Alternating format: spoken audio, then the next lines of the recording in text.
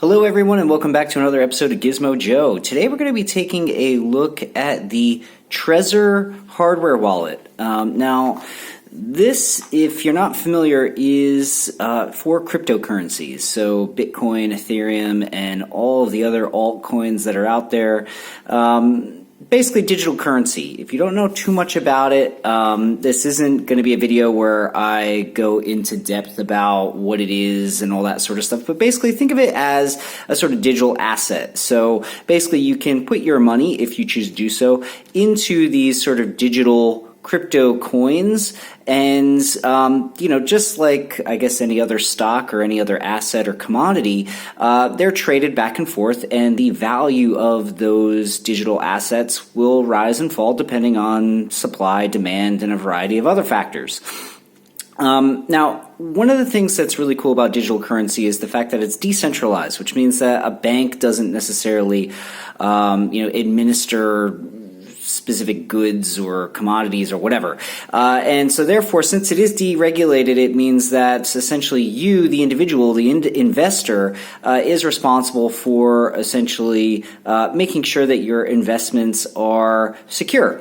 And one of the ways that you can do that is with a hardware wallet. Now, the reason why you would want one of these is because the hardware wallet is essentially a fancy USB, I guess, that can store the keys for your coins. And again, I don't want to get too in-depth because this isn't meant to be a tutorial video or anything about how crypto works, but basically the keys are removed off of an exchange, which you should never really keep your keys on an exchange, or a software wallet, and onto a hardware wallet that is not connected to the internet. So basically, long story short, you buy some crypto, you have it on your computer, but your computer, your phone, or whatever is always connected to the internet, which means that it's kind of risky to do that because hackers or whatever could get in there and steal your money. With a hardware wallet, you kind of eliminate that because essentially what you're doing is you're putting your crypto onto something that is now removed or air-gapped from the internet, which means that it's virtually impossible for anyone to hack it and steal your money. So if you are thinking about investing into cryptocurrency, or you are investing in crypto now and you don't have a hardware wallet, I would highly recommend that you grab one. Now, there's a couple different ways to get your hands on these. Actually, there's two different ones that you can get. You can get the Trezor. I've also heard it pronounced Trezor, but I've heard it pronounced Trezor more than anything, so I'm going to stick with that. Plus, I think it sounds a little bit better. You could also get a Ledger. Ledger is the other really popular one. I chose to go with a Trezor because I personally use the Exodus software wallet for my Windows-based PC and my Android phone. And Trezor and Exodus work really well together. So there's the two companies have partnered. It's really easy to use your Trezor hardware wallet with your software wallet. And so that's why I went with a Trezor. Now, there's two different ones that you can get. You can get the Model 1, which is what I have in my hand right now, or you can get the Model T, which is a more expensive version that's got a full sort of color touch screen. It's a bit fancier, basically, but they essentially perform the same function, and that's getting your crypto off of a internet connected device and into something what they call cold storage, because again, it's not connected to the internet. Now, before I bought this, I did a lot of research. I was like, okay, well, where do I buy it from? What do I do? I went to Trezor.io. Apparently, these are made in the Czech Republic, and you can order them direct from them, but they only accept euros. And I found that while the euro price was comparable to Australian dollar prices, it was the shipping that was killing me. So to ship it to Australia, it was going to be 21 euros, which is quite expensive for something that is super tiny and barely weighs anything. I had a look on Trezor's website because they have a list of authorized resellers. So again, you go to Trezor.io and they will have a section there where they have authorized resellers.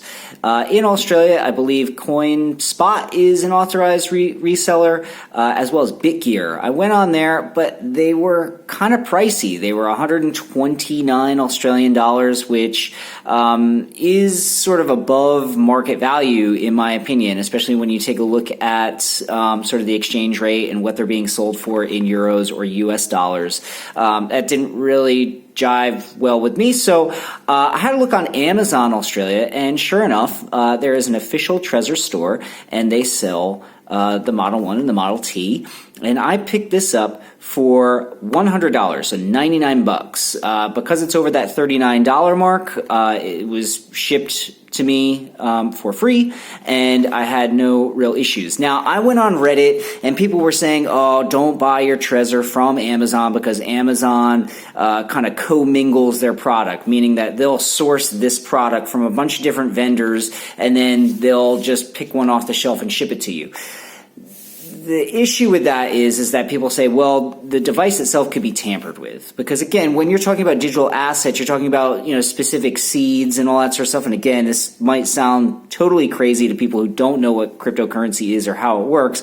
But the idea that somebody could potentially tamper with this device before it was sent to you could mean that the device itself was compromised, meaning that it could be opened up to hacking or remote access or whatever.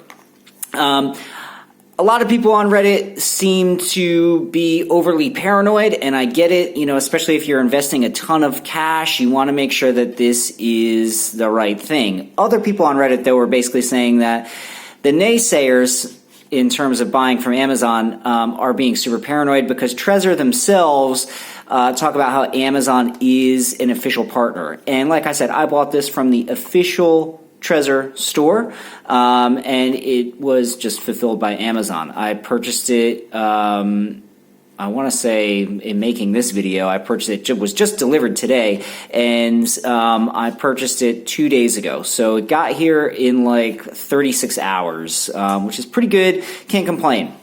So what I wanted to do is just talk about some of the safety features of the box to make sure that you're getting the right thing, because there are some horror stories that you can find online of people who said, oh, I bought this on Amazon, but it was tampered with or whatever. So basically, if you look at the back, it says, caution, if you suspect the package has been opened by someone else, keep the box as it is and contact Trezor support. So, the people that I've read online seem to be complaining about how things weren't sealed properly or whatever. I am not seeing any of that. This is the one that I have received. It came in a plain Amazon box, so nobody who is delivering it or whatever could see what was inside of that box.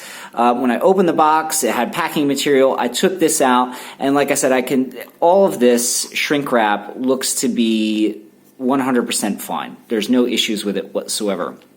You'll also notice that there are these foil seals. Now, if you go online to Trezor.io, they will have a sort of video where you can look at those seals yourself and kind of compare it to what they have online to make sure that it's the same seal, because I guess, some ne'er-do-wells or whatever can try to copy that into giving a false sense of security. But again, you can go to Trezor.io. I know it's hard to see in the video, but it is a sort of holographic foil seal, and you can compare your seal with the one that they have online, and it should match up. Now, I did that, and mine looks like it matches up to what Trezor is saying is the legit thing. So I'm pretty confident that my Trezor is legitimate, and I don't have anything to worry about. Anyway, let's open it up and have a look.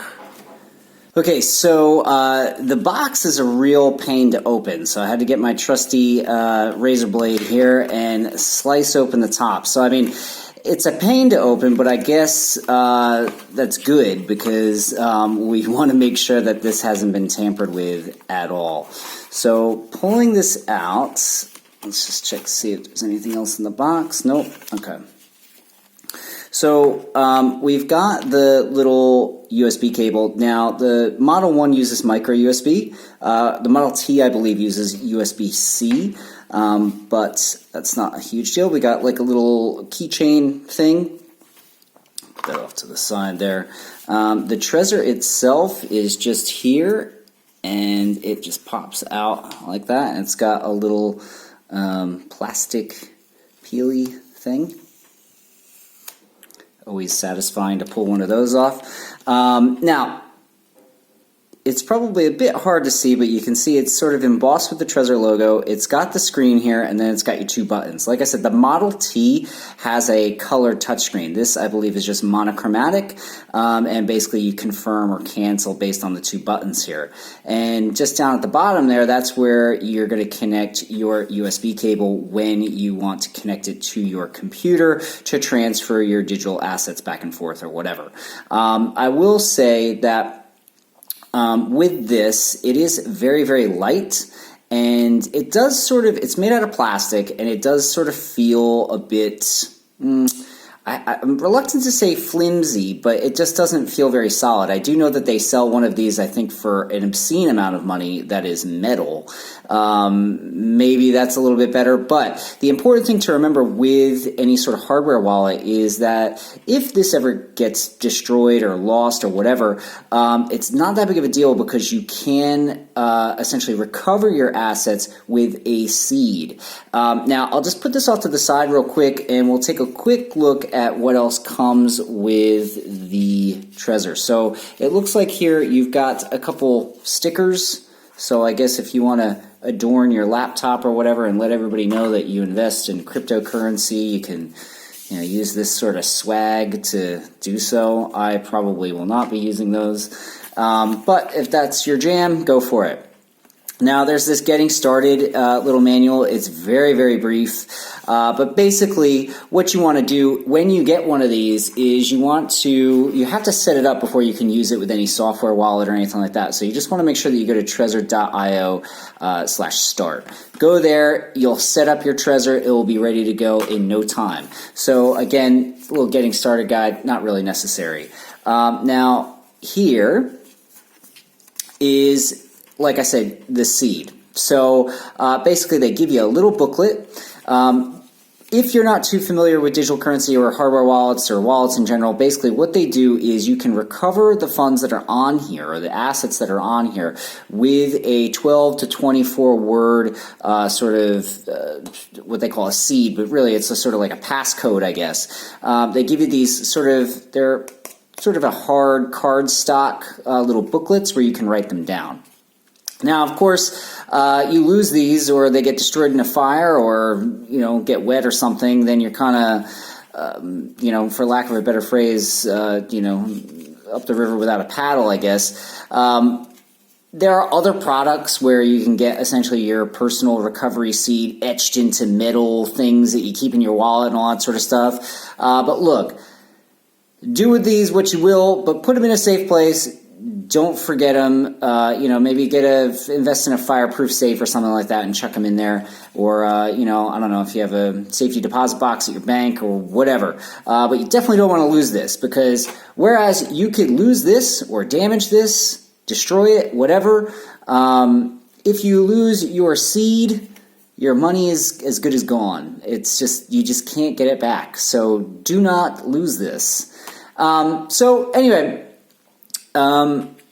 getting back to the actual hardware wallet itself, like I said, it feels very, very light. It feels sort of flimsy to me, not in terms of like a poor build quality or anything like that, because it definitely does sort of look nice, it feels nice in the hand, but it's so light, it's got no weight to it whatsoever. I just wish it was maybe just a little bit more substantial. But again, that's just a personal thing. It's just the way I feel when I hold it. It doesn't necessarily mean that it doesn't function properly or do what it should. But basically, that's it, guys. If you are thinking about investing in cryptocurrency or you invest in cryptocurrency right now and you're just keeping all of your coins on the exchange or in a software wallet, I highly recommend you get them off because you just never know. It's risky. It's basically, just protecting yourself and your money and your investments. So that's what a Trezor One looks like out of the box. Those are the sort of security features to look out for. Like I said, I bought mine on Amazon. I'm confident that there's nothing wrong with this because there's heaps. It took me a good.